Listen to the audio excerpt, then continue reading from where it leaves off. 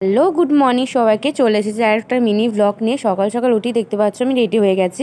আর আমাদের বাড়িতে যেন একটা ছোট্ট গপু এসেছে, তো তাকে খাবার টাবার দিয়ে সকাল সকাল ধূপ বাতি জ্বালিয়ে আমরা এখন যাচ্ছি অফিস। তো গপুকে সকাল সকালই খাবার দাবার দিয়ে দিয়েছি। তো আমাদের কাছে এখন বেশি কিছু খাবার ছিল না, আর সাজিয়েও দিয়েছি। দেখতে পাচ্ছ গপুকে খুব সুন্দর লাগছে। আর সকাল থেকে আমাদের এখানে বেশ একটু হালকা বৃষ্টিপাত হয়েছিল, তো তার জন্য একটু ঠান্ডাও পড়েছিল। তো আমরা এখন বেরিয়ে পড়েছি যার জন্য, অফিস যাওয়ার জন্য, আমি আর নীলু দুজনাতেই। আর আমাদের যাতায়াতের পথে যেন একটা ফুলের নার্সারি পড়ে, খুব সুন্দর। আমার দেখতে দেখতে ভালো লাগে যেতে।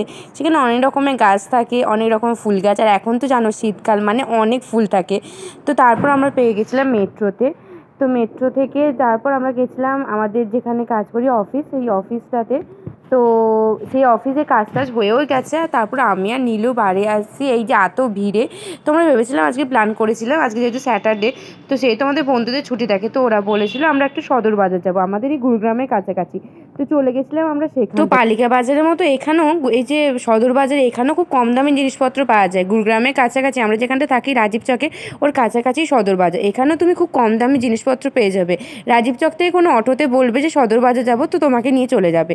তো তারপর আমরা দোকান থেকে ঘুরে কেনাকাটি করে চলে আসি রুমে। তো এখন মতো ভিডিও এইটুকুই, দেখা হচ্ছে পরবর্তী ভিডিও।